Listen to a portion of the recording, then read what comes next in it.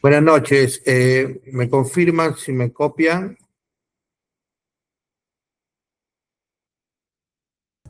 Buenas noches, doctor. Sí, se lo escucho. Ya listo. Entonces, vamos a empezar, ¿ya?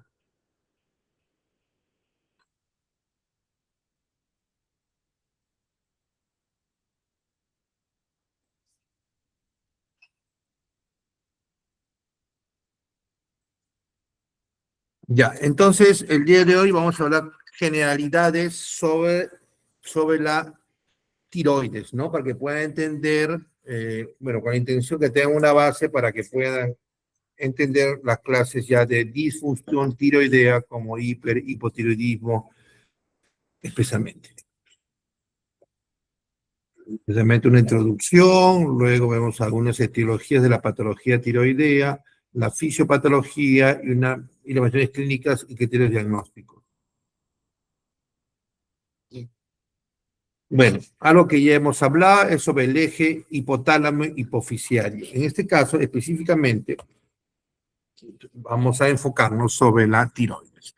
Ahora, en general, la tiroides es una glándula que su nombre viene de griego, que significa escudo, porque según los griegos tenía una forma de escudo. En general se considera que más del 95% de personas tienen, en general, el lado derecho es más grande que el izquierdo. Esto clínicamente es importante, como les comenté en el seminario anterior, no sé si lo ven, o algunos grupos, de que cuando hay un crecimiento difuso de la glándula tiroidea que se llama bocio difuso, generalmente el lado derecho es más prominente. Entonces, tenemos acá al cartílago tiroideo, es la famosa manzana de Adán, y acá tenemos al cartílago cricoideo, que es el que se utiliza como punto de referencia porque por debajo, aproximadamente un centímetro por debajo, se ubica el istmo. Y hacia ambos lados, a la parte superior, están los lóbulos. ¿Qué relaciones tiene el istmo en la glándula tiroidea? No, el tiroidea normal. El istmo es la parte media, esto de acá. Su borde superior es inferior al cartílago cricoideo, como ven acá. El borde superior no tiene relación con el cartílago cricoideo. Y el borde inferior se encuentra a nivel de la superficie superior del manubrio esternal. Acá está el esternón, en la parte del manubrio se encuentra por debajo. Un importante, por lo tanto, punto de referencia para poder ubicar y palpar la glándula tiroidea es el cartílago cricoideo. No es el tiroideo, sino es el cricoideo. Puede haber variabilidad en la longitud y profundidad del cuello, por lo cual la posición de la glándula tiroides podría variar. En algunos casos, la glándula tiroidea puede encontrarse en la región posterior del esternón, lo que decimos nosotros bocio, si está aumentado, sumergido. A pesar de variaciones anatómicas, el tejido tiroideo se encuentra a 1 centímetro por debajo del cartílago cricoideo. Ya sabemos esto, que el hipotálamo tiene núcleos neuronales, el istmo y el istmo lo une con la glándula hipófisis. Tenemos la hipófisis anterior, que es celular, y la posterior, que almacena, ¿no? Que llegan los axones de los núcleos, ¿no? Especialmente paraventricular y supraóptico, y almacenan hormonas, la ADH y la oxitocina, a nivel de terminación axonal. En cambio, en el hipófisis anterior, que tiene células, sus factores estimulatorios y el inhibitorio de dopamina, que se va por la prolactina, van por el sistema porta. Es un sistema porta de alto flujo sanguíneo. Específicamente, hablando del eje hipotálamo hipoficiario tiroideo, repetimos, tenemos a nivel hipotálamo la producción del TRH, que significa hormona liberadora de la tirotropina. Esta TRH va a través del sistema porta del eje hipotálamo hipoficiario, a través de un fundíbulo, llega a la hipófisis anterior y estimula a la célula denominada tirotropo para la producción de la tirotropina o TSH. A su vez, la tirotropina o TSH tiene efecto sobre su órgano blanco, que es la glándula tiroidea, promoviendo la producción de hormona tiroidea y promoviendo el crecimiento de la glándula tiroidea. Son los dos efectos básicos. Uno, promueve el crecimiento, un efecto tirotrófico de la glándula tiroidea en general, y promoviendo la síntesis de hormona tiroidea.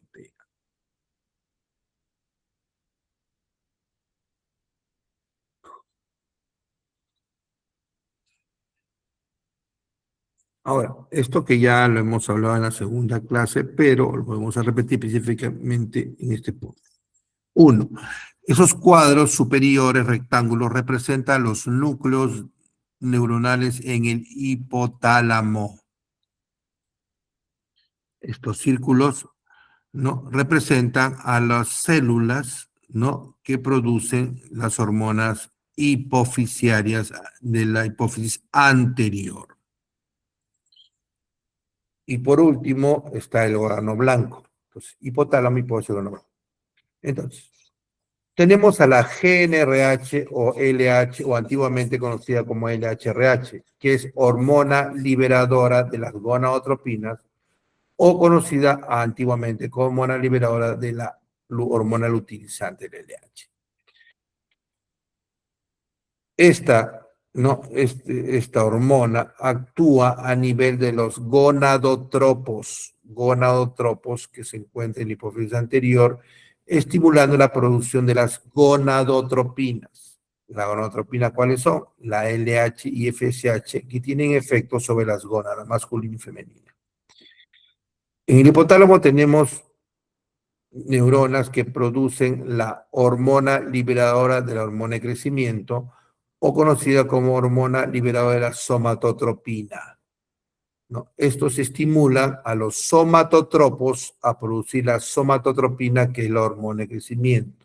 A su vez, la hormona de crecimiento tiene dos funciones importantes: un efecto metabólico que es hiperglicemiante, y tiene un efecto anabólico, que es promover el crecimiento longitudinal de huesos, pero a través de un efector que es la IGF-1.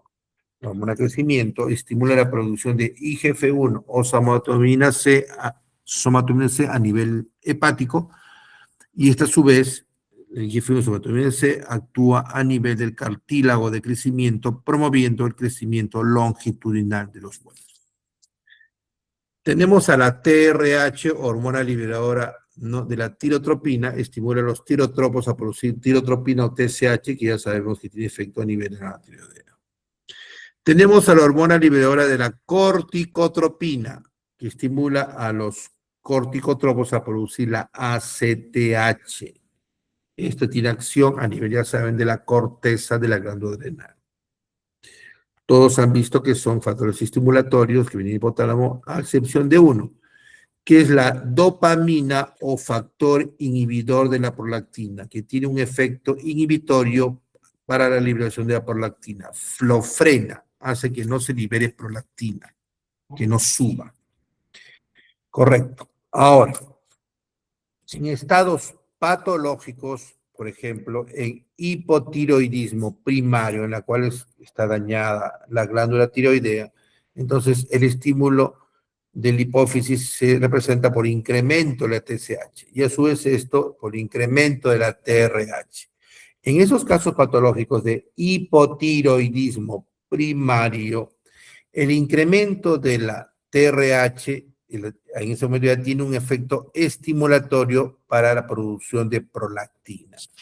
¿Qué quiere decir eso clínicamente? Que en el hipotiroidismo primario puede haber hiperprolactinemia.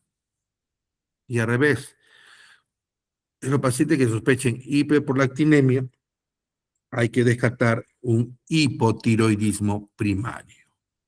¿Correcto?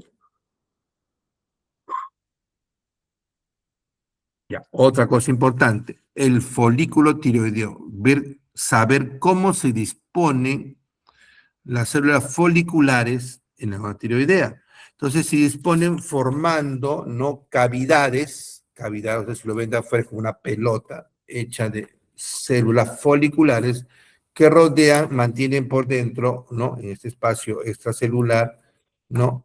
Un coloide, un coloide. Este coloide está formado por una glicoproteína, que es la tiroglobulina, ¿correcto? Entonces no se olviden, acá hay una micrografía electrónica y ven cómo se dispone. Es importante conocer esta disposición para entender la fisiopatología. Ahora, por lo tanto, acá tenemos a la célula folicular. En este lado está el coloide, o sea, acá se imaginan que están además células a ambos lados, rodeando el coloide, ¿no? Y puntos importantes. El atrapamiento del yodo. El atrapamiento del yodo es algo activo, continuo y potente a este nivel de célula folicular. Pero el yodo, ¿cómo entra? Entra gracias al ingreso de dos moléculas de sodio. Es decir, por cada molécula de yodo que entra, entran dos moléculas de sodio.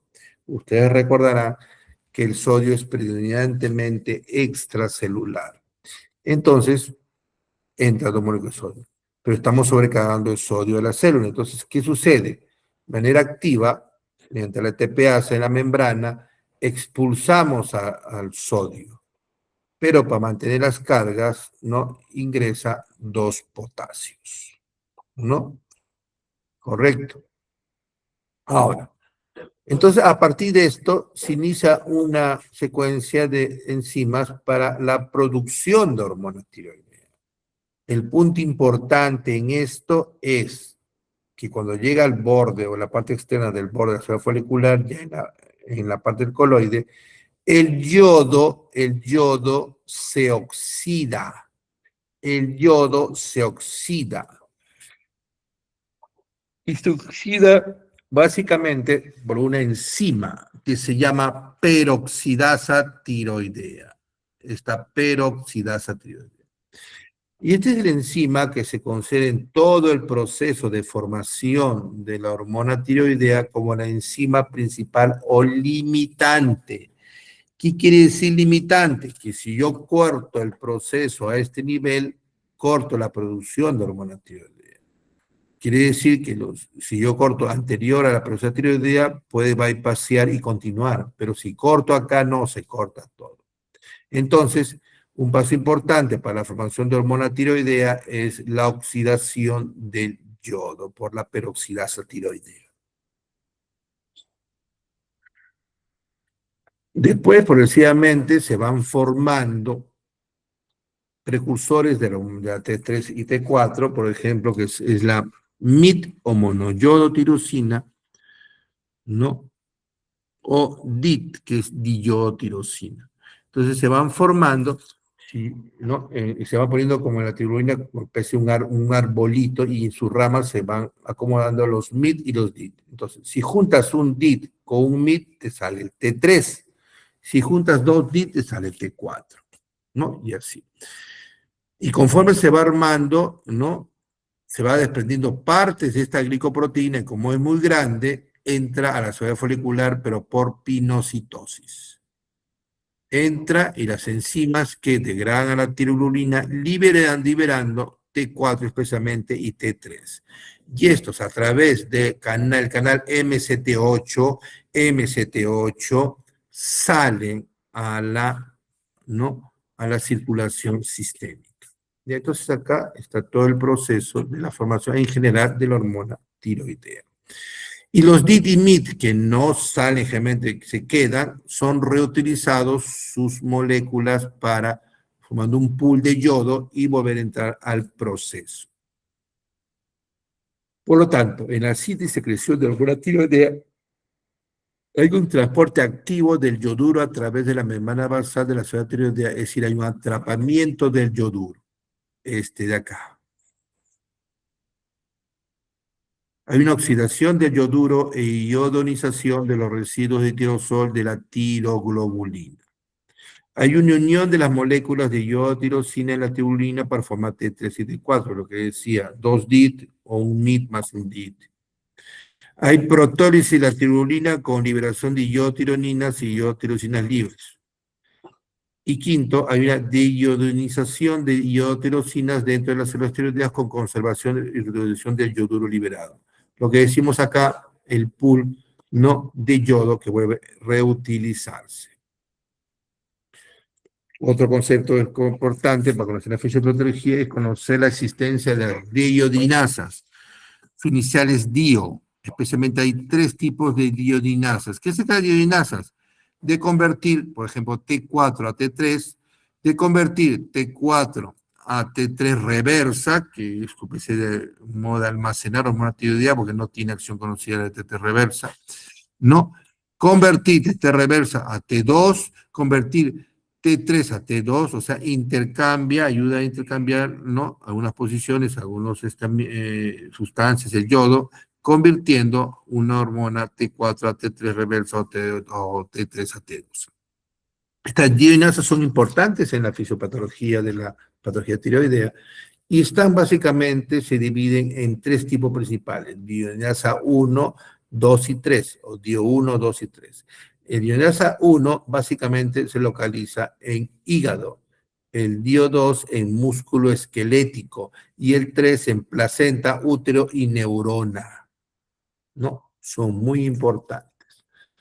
Las hormonas tiroideas están formadas por dos anillos bencénicos unidos por un puente de hidrógeno. ¿Ya? La T4 o la tiroxina tiene dos átomos de yodo en cada anillo, o sea, tiene cuatro átomos de yodo en total. Mientras que la T3 tiene solo un átomo en el yodo en el anillo fenólico externo beta y dos átomos de yodo en el anillo interno alfa. O sea, tiene tres. T3 fácil, tiene 3 moléculas de yodo y T4 tiene 4 moléculas de yodo. Las deiodasas o diodinasas de 1, de 2 y 3 catalizan la eliminación de átomos de yodo en las posiciones 5 o 5', produciendo la activación y inactivación de las hormonas tiroideas. Es muy importante el conocimiento de las diodinasas en la fisiopatología en la homeostasis de la hormona tiroidea.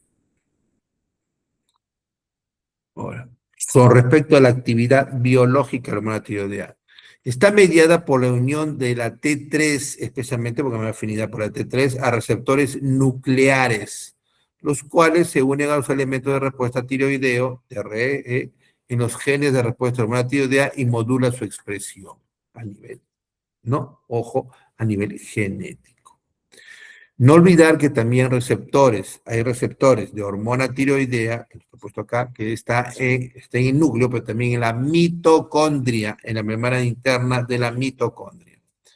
Los dos genes del receptor tiroideo, ¿no? THRA, brazo largo, cromosoma 17, y TRHB, brazo corto, cromosoma 3, codifican el receptor de hormona tiroidea, que hay dos tipos, receptor de hormona tiroidea alfa y receptor de hormona tiroidea beta. ¿Dónde se encuentra? El receptor de hormona tiroidea alfa 1 se encuentra en cerebro, corazón y hueso. En cerebro, corazón y hueso. El receptor de hormona tiroidea beta 1 se encuentra en hígado, riñón y tiroides especialmente. Y el receptor tiroideo beta 2 se encuentra en hipófisis. El beta 2 en hipófisis. Son los diferentes tipos de receptores que vienen siendo sintetizados gracias a que su carga genética está en el brazo claro cromosoma 17 y el brazo corto cromosoma 3. Entonces, como le decía, acá están los canales donde los MCT8 por donde pasan la hormona tiroidea, ¿no? Logran pasar y pueden llegar hasta el núcleo, pero también llegan a la mitocondria, porque también tiene receptores en la mitocondria. Entonces, dos lugares, mitocondria y núcleo. Las hormonas tiroideas tienen muchas acciones que tienen como un metabolismo, ¿no? Llega la hormona tiroidea a su receptor del núcleo especialmente en la transcripción de genes, el ARN mensajero, y se sintetizan nuevas proteínas que afectan varios sistemas, el crecimiento, desarrollo del sistema nervioso central, efectos cardiovasculares y sujetos sobre el metabolismo que está especificado. En la hormona tiroidea también se metaboliza por una glucorinación y sulfatación, ¿no? A nivel del hígado y puede ser eliminado por las es eso. Ahora, en resumen, las células tiroideas captan yoduro de manera activa, ¿no? Ya sabemos cómo. Tiene un proceso y a nivel del borde donde está la parte interna llegando al coloide, el yoduro es oxidado por una enzima que es la peroxidasa tiroidea.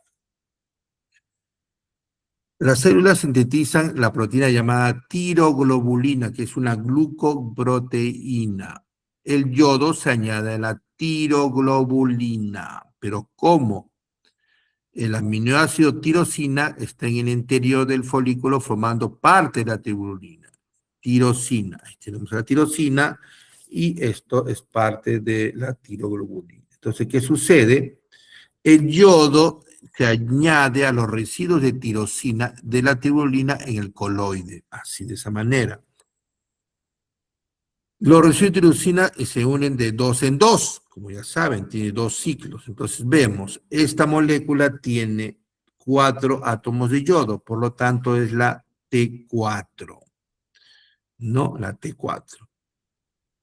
Ya, entonces luego, pues, si suma T4 y T3 sería 3 moléculas de yodo, se van, ¿no? Cortando trozos de esta tiroglobulina como si fuera un árbol de Navidad, se va cortando trozos para que como es grande, por pinocitosis, las células foliculares captan estos trozos de tiroglobulina, que tienen en sus ramitas T4, T3, MIT, que es monoiodotirosina, o DI, que es diotirosina, ¿no? Se degradan, el exceso de yodo, ¿no? O los MIT, DIT pasan al pool del yodo para ser reutilizado, y la T4, que vemos ahí, y la T3, que vemos ahí, son liberadas a la circulación a través de los canales MCT8. Por lo tanto, si hablamos de la síntesis y secreción de hormona tiroidea, involucran una única glico o glucoproteína que es la tiroglobulina, involucra una enzima esencial o limitante, también llama limitante, que es la peroxidasa tiroidea. Los aspectos clave de la función y regulación tiroidea. Tenemos la TSH, no se olvide que la tirotropina se une con su receptor acoplado con una proteína G en las células tiroideas. Como segundo mensajero tiene al AMP cíclico. Como le dije, estimula todos los pasos que involucran la síntesis de hormona tiroidea, captación y organificación del yodo, producción y liberación de la hormona tiroidea. Promueve la síntesis y la liberación del yodo, de la hormona tiroidea. Y B, promueve el crecimiento de la glándula tiroidea, tiene un efecto tirotrófico, eso que había dicho. La glándula tiroidea puede almacenar hormonas tiroideas 2 a 3 meses en el coloide, es un sistema de conservación, que es la tiroglobulina. Produce más T4 que T3, que vamos a ver en el resumen. La hormona tiroidea, la síntesis y liberación están bajo una retroalimentación negativa por el eje hipotálamo hipofisio tiroideo. Si más se libera, esa mayor liberación inhibe la producción de TRH y TSH. La T4 es convertida a T3 en el tejido periférico. ¿Por qué? Por las diodinasas, DIO1, DIO2, DIO3. La actividad biológica de la T3 es mayor que la T4. La actividad biológica de la T3 es mayor que la T4. Y se une a receptores nucleares simula la transición génica. Acá falta agregar también a receptores mitocondriales. Entonces, por lo tanto, tenemos el resumen. Es una hormona que circula en sangre, la gran mayoría circula unida a proteínas. Por eso ustedes ven, el 0.02% de la T4 total está como libre. O sea, el T4 total en general, solo el 0.02% está como T4 libre. Y el 0.2% de T3 está como libre. Entonces, empezamos a resumir. El hipotálamo produce la tirotropina, la hormona liberadora de tirotropina. Esta hormona liberadora de tirotropina estimula los tirotropos a producir la tirotropina, que es la TSH. La TSH estimula la producción de hormona tiroidea y crecimiento de la glándula tiroidea. Y en producción, la producción predomina T4 sobre T3, a una proporción 10 a 1. 10 a 1. Si quieren mencionar exquisito, 9 a 10 a 1. Produce más T4 que T3. Por otro lado, la afinidad del receptor de hormona tiroidea es a predominio T3, prefiere unirse más a T3. Entonces, esa afinidad va de 10-1 a favor de la T3. Producción, predominio T4, 10-1, en cambio, afinidad receptor, predominio T3. Entonces dirán ustedes, pero si entonces más T4 y más afín T3, entonces, ¿qué sucede? Hay una conversión periférica de T4 a T3 por las diiodinasas. Correcto. El metabolismo de las tiroideas que se puede eliminar por orina o heces, por una deiodinación a nivel hepático. La vida media de la T4 en un adulto normal sano se calcula que es de 5 a 7 días. Y la vida media de la T3 es un día. Correcto. El transporte de hormonas tiroideas en el sistema nervioso es un puntito aparte para que vean la importancia. La entrada de la hormona tiroidea T4 a través de la barrera hematoencefálica es utilizando el transportador MCT8. Eso no se confunda. El MCT8 es el transportador universal de la hormona tiroidea. El canal, diré, por donde entra. La conversión de T4 a T3 en los astrocitos es debido a la acción de la D2. Astrocitos. Es la glía que rodea al axón. Esto es muy importante para entender, porque es importante la hormona tiroidea en el primer trimestre de gestación. La entrada de la T3 a la neurona se utiliza por el transportador MCT8. Mecanismo nuclear de la T3 en la neurona que favorece la sinaptogénesis y en el oligodendrocito la mielinización. Eso favorece la T3, ¿no? Que aumente la sinapsis y de que se mielinice, ¿no? Que el proceso de mielinización por los oligodendrocitos de la neurona. El metabolismo de la T3 a T2 en la neurona por la D3. La D-niodinasa 3 te convierte en T3 a T2. Esto es para demostrar la importancia, la función de la hormona tiroidea a nivel del sistema nervioso central. Etiología. En este caso, vamos a enfocarnos sobre el hipotiroidismo primario. Como hemos dicho, creo que en la clase hemos hablado, si no, mañana lo vamos a enfocar bien. Cuando tengan un paciente con una patología tiroidea, hay que determinar si viene de una zona de suficiente ingesta de yodo o una zona deficiente ingesta de yodo, porque la etiología puede variar. Una de las causas más frecuentes de hipotiroidismo es zona de suficiente ingesta de yodo, ojo, es la tiroiditis crónica autoinmune o tiroiditis de Hashimoto, que es una enfermedad autoinmune.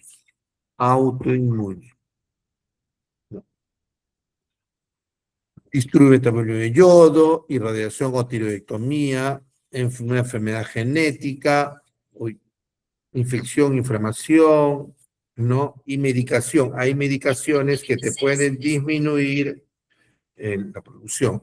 Contéstale a tu hermana.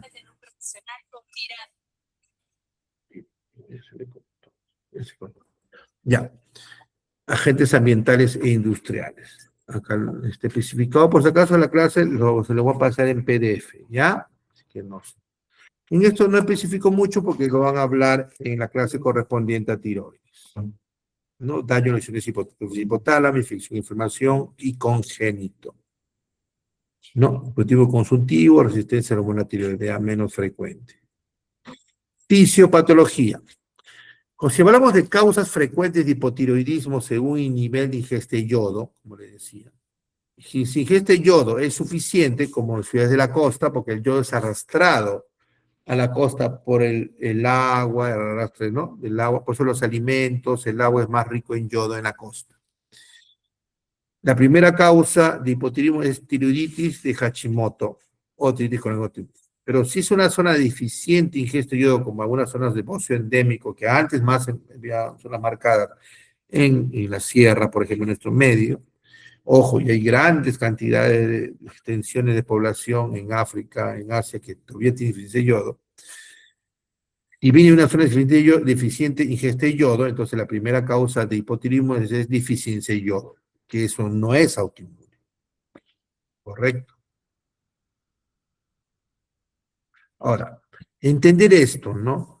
que es el espectro de la enfermedad autoinmune de la tiroidea.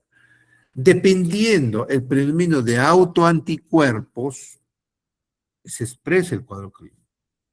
Generalmente los autoanticuerpos, según la fisiopatología comprometidos en enfermedades de patología tiroidea, son autoanticuerpos contra el receptor de TSH. Ojo, autoanticuerpos contra el receptor de TSH. Si esos autoanticuerpos son estimulatorios, producirán hipertiroidismo. Si esos autoanticuerpos son inhibitorios, producirán hipotiroidismo. Entonces, si, acá en este caso, si predomina los autoanticuerpos no bloqueadores del receptor de TSH, puede aparecer el hipotiroidismo con o sin bocio o mixedema idiopático. Y si predominan los autoanticuerpos estimuladores, puede aparecer la enfermedad de Graves generalmente con bocio, ¿no? Y dependiendo, según el predominio de uno o lo otro, puede aparecer artritis de Hashimoto, hipotiroideo o eutiroideo, o enfermedad de Graves eutiroidea con o sin bocio. Conclusión, según la cantidad de autoanticuerpos predomine, se expresa el cuadro clínico. Como les decía, tenemos al anticuerpo agonista o estimulador del receptor de TSH, que es un anticuerpo que se une al receptor de TSH y estimula al receptor. ¿Y esto qué genera? Ya saben ustedes, incremento de la síntesis, producción y liberación de hormona tiroidea e incremento en el tamaño de la glándulas tiroidea. En cambio, si el anticuerpo es un anticuerpo antagonista o bloqueador de la acción de TSH, produce un bloqueo de la producción de hormona tiroidea, produciendo hipotiroidismo. Ese es el concepto. Lo que pasa es que normalmente no se dosa estos anticuerpos, ya sea agonistas o antagonistas de TSH, de manera muy comercial. Por eso es que no se le pide mucho, no se pide. Entonces, en la patogénesis de artritis de Hashimoto, que es autoinmune, tiene que ver, como toda enfermedad autoinmune, tiene que ver factores ambientales y genéticos, el daño de la célula tiroidea por liberación de autoantígenos, presentación de autoantígenos, una reacción autoinmune y una activación del eje inmune, respuesta inmune, que puede producir apoptosis y necrosis, y esto generar la tiroiditis Hashimoto. Eso lo voy a dar para que lo tengan. ¿Qué manifestaciones clínicas tenemos en este caso? Vamos a hablar del hipotiroidismo. ¿Qué manifestaciones clínicas tenemos? Por ejemplo, si hablamos de parálisis hipotiroidismo ingeste yo del mundo, si uno pregunta, ¿cuál es la primera causa, cuál es la etiología, la primera causa de hipotiroidismo en el mundo? La respuesta correcta sería deficiencia de yodo. ¿Por qué? Porque existen aún grandes extensiones, grandes poblaciones que tienen deficiencia de yodo. Pero si preguntamos, ¿cuál es la primera causa de hipotiroidismo en una zona de suficiente ingesta de yodo? Es tiroiditis con el autoinmune o tiroiditis Hashimoto.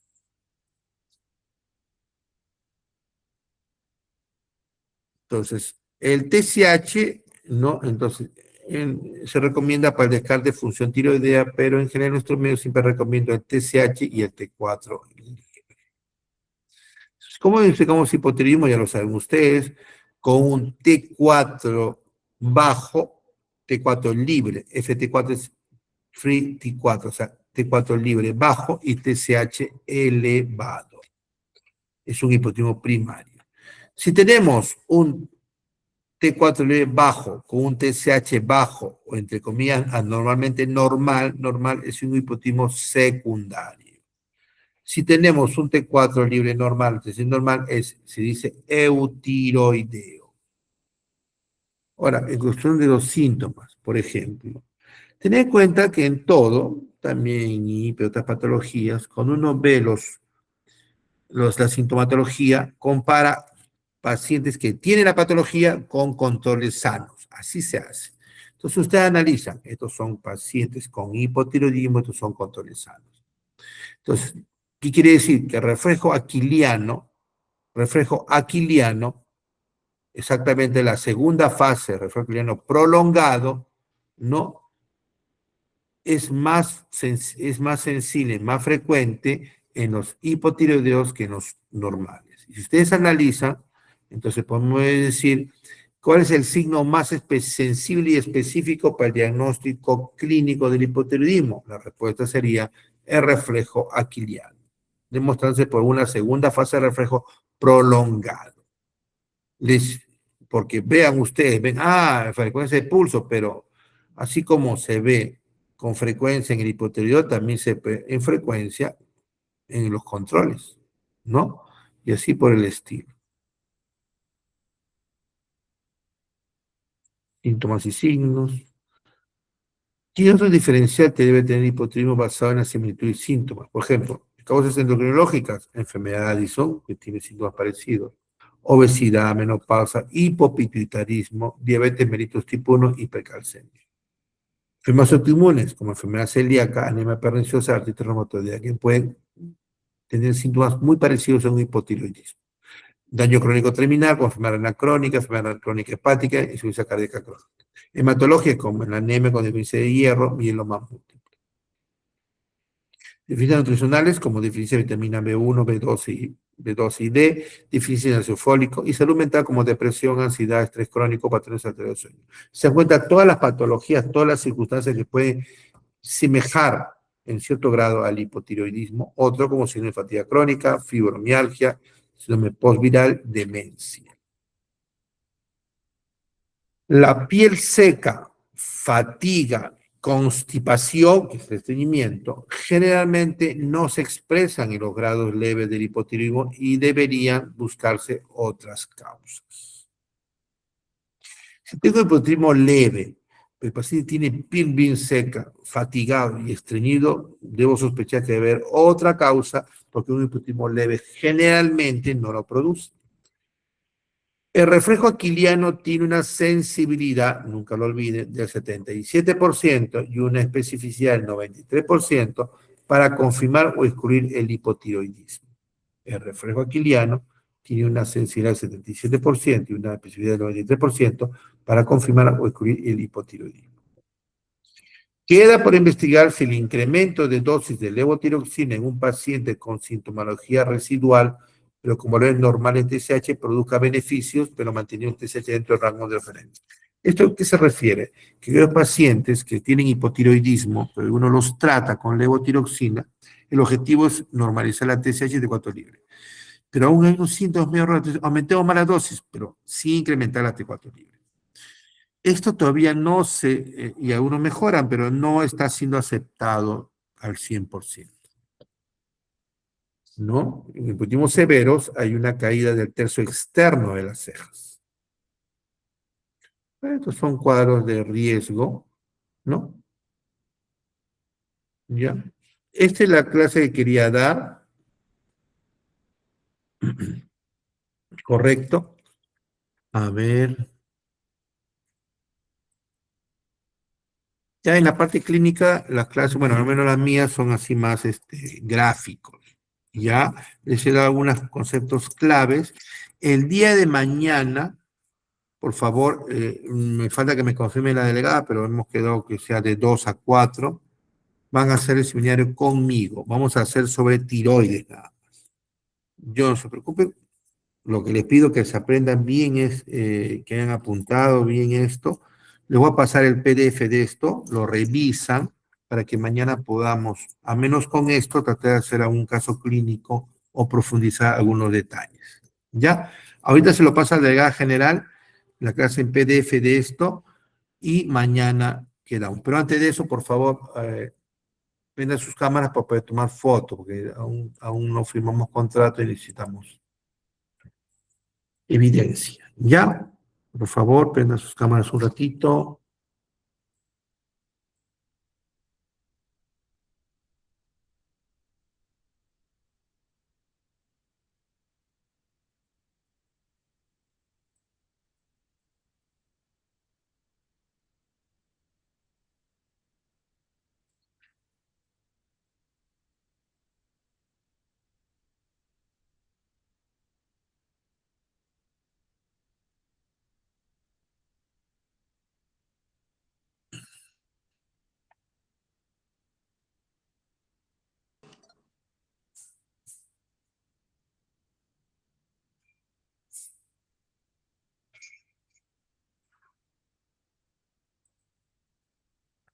Ya, no se me mueva.